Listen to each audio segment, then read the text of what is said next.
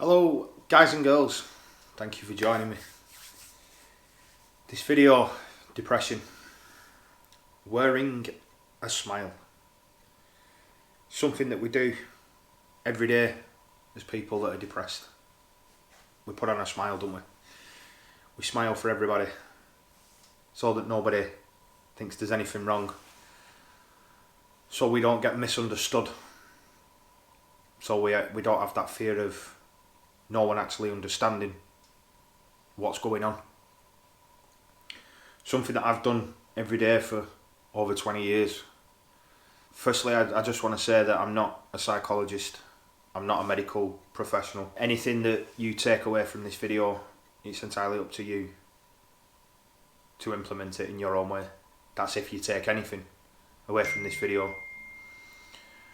I do want to try and give a new way of trying to deal with depression and anxiety and stress and ADHD and hyperactivity and all that stuff that I got diagnosed with. I want to try and give a different way to handle it, to manage it. A way that I don't think has been said before. A way that's helped me. Everything in this video is all my opinion. You know, if you want to criticise me or whatever, fine. But this is what's helped me. This is what's helped me get through all this stuff. When I was between 6 and 8 years old, I was already seeing a psychologist because they knew something weren't right. Something happened between my mum and my dad. I'm not going to go into too much detail. It's something I don't want to put on, social media or whatever. They had a bit of a messy divorce, and that's supposedly where it all started. From them getting divorced and me being a young age. That's what all the medical professionals that I've seen have said. Whether that is true, I still don't know. A part of me thinks that you are not born with depression, but you're born more susceptible to it, I think, personally. I think when you're depressed, I think you've got a very active, very intelligent mind. People that are depressed tend to overanalyze things. They tend to overthink things. They tend to delve deep into thoughts that normal people don't think about. Like not being able to decide what you want for your tea. Something that I annoy my missus with all the time. Because we're scared of pissing people off. Or at least I am. Depression has got such a massive spectrum. It can be so many different things, depression. The way I've always thought as depression is a cage. It keeps you locked inside this cage. And anxiety is the fear of leaving the cage. So when you're suffering with depression and anxiety, you're basically locked inside your own mind and terrified of doing anything. Terrified of going out.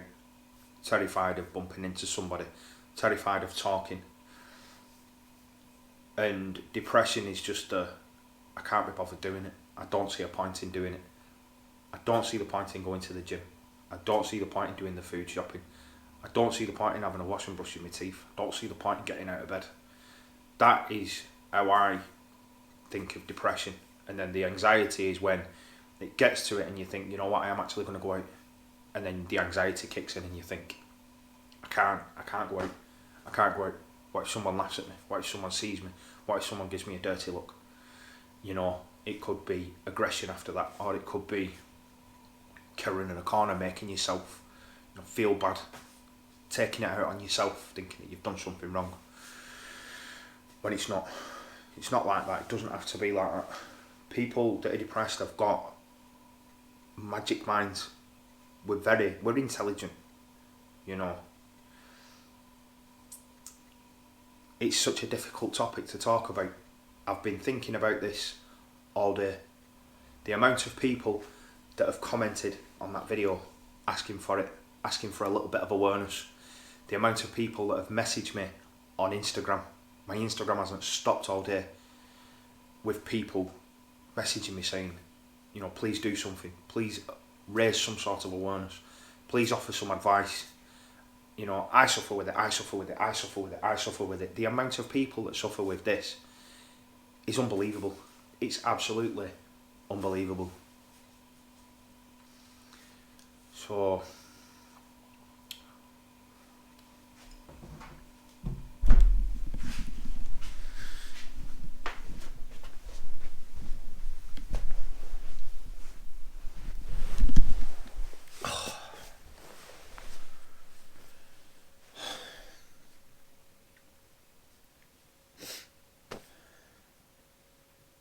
so what do you do about it?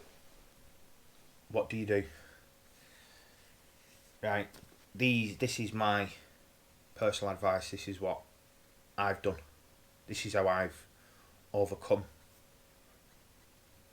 or how I've got through it all. If you do drugs, I can't help you. I can't help you. The big one, smoking weed. It doesn't help. Does not help. It makes you worse. I know I've got a mate who's a schizophrenic. He's depressed. Masses of social anxiety. Stop smoking weed. Stop doing it. Don't be daft. When I was really bad, I'm not going to name names of substances, but I used to have an upper to get me going. I used to have a downer to get me to sleep. And I used to drink whiskey in between. I've been pretty bad. I've been quite bad at times. I have self-harmed. I have been sectioned. I've seen psychiatrists, psychologists, clinical psychologists. I've been through CBT, all that good stuff. Drugs isn't the way. Drugs isn't going to help you at all. Please stop doing drugs. Don't do them. Don't help. Drinking doesn't help. You know, social drinking, fine, whatever. But no, don't do drugs. If you're depressed because of a disability, again, I'm sorry, I can't help you. I don't know, excuse me, I don't know what that feeling must be like to be disabled. It was only this morning, I think, I saw a woman pushing a very young child, 7 years old maybe, a young girl, pushing her in a wheelchair, and she had a tube up her nose. I could only think what might be wrong with that young woman, young girl. But I'm sat there in my cab thinking, really? You know, that girl's got, you know, whatever. She's got so much to live for. And she's in a wheelchair being pushed by her mum. What must her mum be feeling? And I'm complaining about being depressed. How can I be depressed? I've got a wife that loves me. I've got kids that love me. I've got stepkids here that love me. I've got a mum that cares for me, that would do anything for me. My grandparents are still alive. How can I be depressed? You've got to look around you. That's another thing to do, look around you. And see what you have actually got. So, the first thing that I would do, or that I did, don't battle depression. Don't fight with it. Accept it for what it is. I don't think you can personally ever get rid of depression. I don't think it ever actually goes away. I think it's something that you live with all your life. It's like a relapsing drug addict. Whenever you get down, the first thing your brain says is depression. So don't battle it, don't fight it. You know, waking up every day going, oh my God, I feel like this again. I need to do this, I need to beat it. Oh, get out my head, please, get out my head. Stop talking to me, get out of my head. Try not to do that. Try to accept it for what it is. Because battling it, you ain't going to win. I'm not going to win. Accept it, right? I'm suffering with depression, so what am I going to do? It's telling me right now that I don't want to get out of bed. What do I do? And that's where you've got to overcome. You've got to adapt and overcome. One sad thing that I do is talk to myself in a mirror. You know, it's a coping mechanism for me. You've got to learn to cope. And I will talk to myself in a mirror, just as if I was talking to someone else. Because if I walked out in the street and someone come up to me and said, "You're useless. You're a complete waste of space," I'd be like, who are you talking to? You know, give them a crack or something. But for some reason, when whoever it is in there says it, we acknowledge it and we go, yeah, you're right. You were lazy. You were born idle. So just stay in bed, because you're a waste of space. Don't acknowledge it. Push it away. Talk to it. Have a look in the mirror and say, who are you talking to? I'm not useless. I've got a purpose in life, thank you very much. Or something along them lines.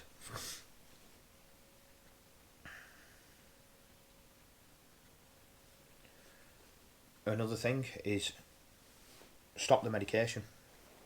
If you're on medication, come off it. Go and tell your doctor that you want to come off it.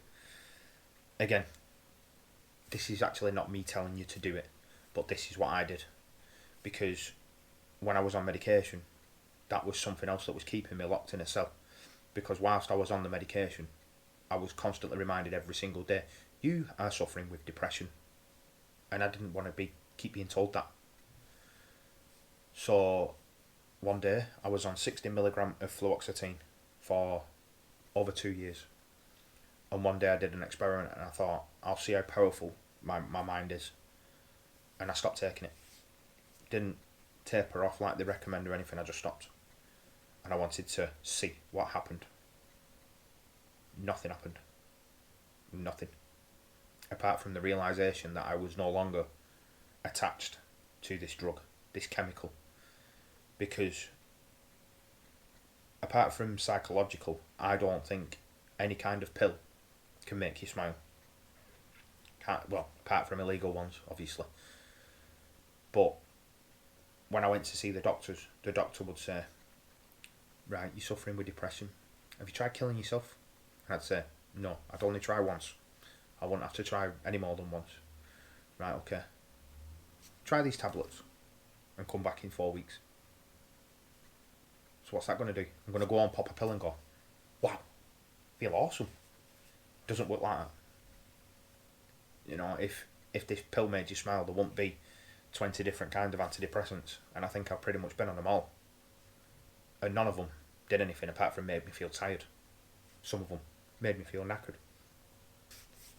That's something else to try. Now, you've got to understand that this in here is the most powerful thing in the universe. What goes on in here. This can do amazing things. It can also do absolutely terrible things to individuals. And I want to do a little tiny experiment. What I want you to do right now is just think about what I'm going to say. And I want you to just think about it like that. I'm just going to say a word and I want you to think about it. Yo-yo. Right, just in that very split second, did you just picture or think about a yo-yo? Something really stupid. I'm guessing that everyone that's made it this far into the video probably did. Probably saw or thought of a yo-yo. The second thing is, when you was a kid, or still now, if your mum or your boss or your school teacher has ever told you to do something. So like if your boss says, make sure you follow that manual handling, health and safety technique, yeah? And you go, yeah, gone. Or your teacher says, why have you not done your homework? And you go, yeah, whatever. And it goes straight in and straight out, gone. Or when your mum says, have you tidied your room? And it goes straight in and straight out and it's forgotten about. If you've ever done that, them two things prove that you can change your train of thought like that. When I said yo-yo, You was thinking about something and you thought about your yo-yo. And secondly, it tells you that you can ignore voices. You can ignore things. So with them two things, you're already capable of conquering your depression, because you can change your train of thought and you can ignore voices. Them are the tools you need to conquer what's going on inside your head. You need to remember that you're in control of this. Nobody else. Not the voice at the back of your head. Not your partner. Not anybody. You're in control of your own mind, and you need to take responsibility for your mind. You need to stop listening to the voices in your head, or whatever it is that goes on with the depression. You need to stop it. And how I do that is by making little links to certain thoughts. So what I've been thinking today, to try and make it a little bit more humorous, is how I've just said yo-yo. Whenever you get a depressive thought, automatically link a depressive thought with a funny or a positive thought, and you have to try and link it in your brain. So just say, for argument's sake, you wake up in the morning and your depressed mind says, don't bother getting up, you've nothing to get up for, don't bother. As soon as it says that, link that to windmilling, which, if you're a bloke, where you grab your willy and go woo and spin it round, it's called windmilling. Link a depressive thought to something stupid like that and it'll make you smile.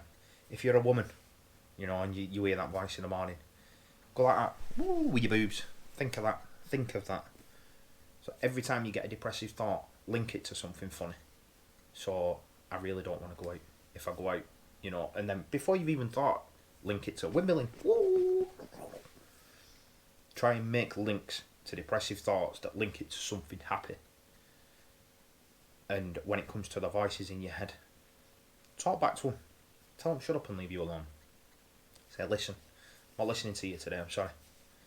I know you want me to stay in, you want me to dwell on everything that's wrong. I'm not doing. I'm going to put my shoes on. I'm going to get dressed, put my shoes on, have a wash, brush my teeth. I'm going to go out and I'm going to go to Costa and I'm going to get myself a brew. And if anyone looks at me, I'm going to smile and say, good morning. Because you don't know, that person that looks at you thinking, why is he walking around with a smile on his face, or her, they might be in the exact same boat as you.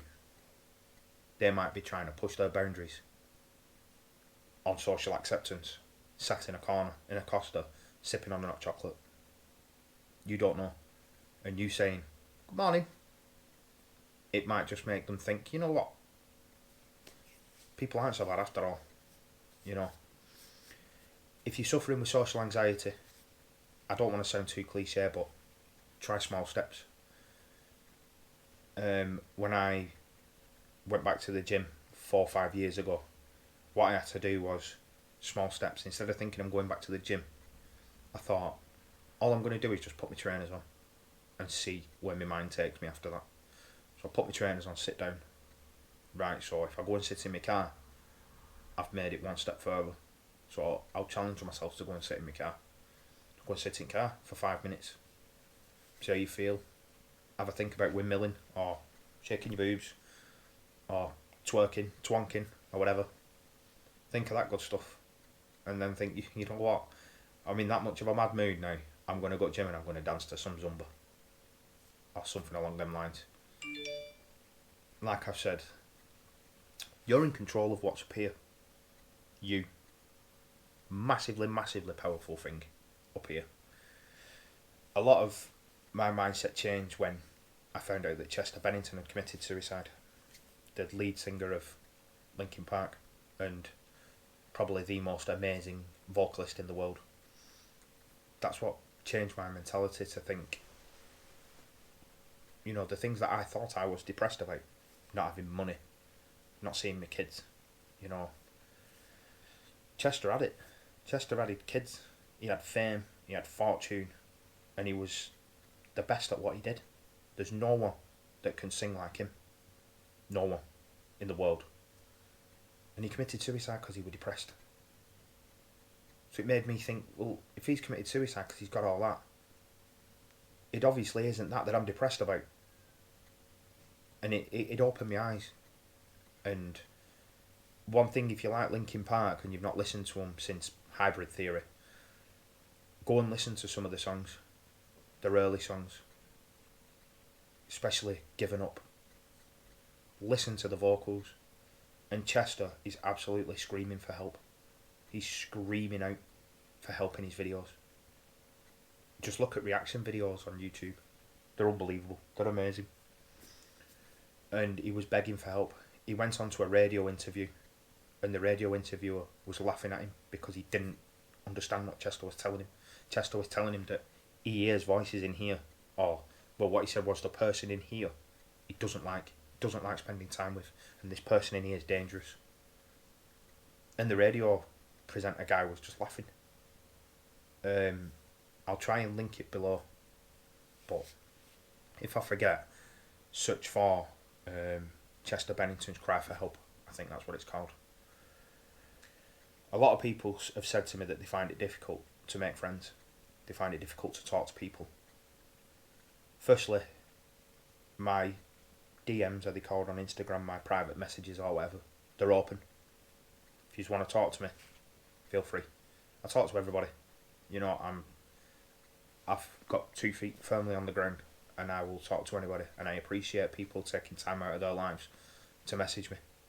If you want to talk to me, feel free. Something else I'd like to try it for you guys. It's not my benefit. If you've no friends, you find it difficult making friends, you find it difficult talking to people, put your Instagram account in the comments section, or make a new one with no picture on it. Make a new Instagram account and put it in the comment section below. If someone sees that name, your Instagram account, they can add it. They might be in the same shoes as you. Everyone that sees an Instagram account in the comment section can add that Instagram account, and that way it's a way to get like-minded people like us that are suffering with depression and anxiety and stuff. We can get talking. You know, we can express our feelings together. And you never know, you might meet someone that lives around the corner from you, and you might end up being best mates, and you can discuss anything and everything. You might even form a relationship. That's my hope. That's what I want from this. So if you've got an Instagram account, or you want to make one, and you want to talk to people, you want any advice or anything like that, put your Instagram account in the comment section below, and whoever sees it, if they want to add it, they can add it, and you can talk amongst yourselves. Nothing to do with me, no benefit from me, but I thought it might be a good idea where we can all just put, you know, you never know, this video might get thousands of views, and it might have 500 people that have all put their Instagram accounts down, and everyone just starts talking, and people start making friends, and you see that the world's not such a bad place, and we aren't alone. So I've babbled on long enough. Bloody hell, I really have babbled on long. Shucks. I'm sorry for going on and on and on. We all know it's a touchy subject, but don't do anything stupid, please. You know, you are worth a hell of a lot more alive than you are anything else.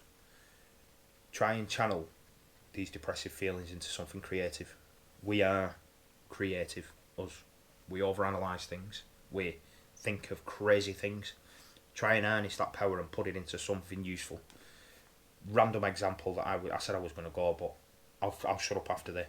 A random example. I was walking around Hobbycraft the other day with my daughter because I was waiting for Alex to finish work, and I walked past the shelf with, they're about that big, little canvases that were blank, and well, they had a black outline of like a unicorn or something on them, and there was stapled to a tiny little picture frame, 4 little pieces of wood like that, with a canvas wrapped around it with a picture of a unicorn on it, and kids can colour them in themselves and hang them on the wall.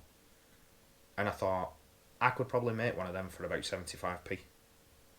If I could make 50 of them and sell them for £2, making £1.25 profit off each one, happy days. That's a business idea, it's genius. And that just come out of the blue. And it's just an idea of a way to get your mind occupied. You know, go out into a shop and just have a look. Have a look around and see what you can come up with. Try things. Try to do stuff. Start YouTube. You know, paint nails. Paint nails on YouTube if you're a girl. Video it. sit there and think about what video can I put out? What video can I make? Who cares what people think about you? You know, I get called all sorts of stuff. I don't care. I've just gone through 3 years of court, and I got called everything, and I'm still getting called everything to this day. I don't care. Whatever. I'm in control of what's up here. If people want to call me, that's completely fine. Sticks and stones, I don't care. And that's how you should be as well. Sticks and stones, whatever. You are such a loser. Nice one. Cheers, pal. See ya. Turn around, walk off with a smirk on your face. Don't let it bother you. Don't let it entertain you. Walk around with a smile. Be happy. Stay safe. If you need any advice, I'm here. Instagram, DD2012. If you want to talk to me, feel free. If you need emergency advice, if you live in the UK, please dial 999 or phone the Samaritans. If you Google the Samaritans, it'll get the number. I'll put that in the description as well. Thank you for staying right to the end. I'm sorry for waffling.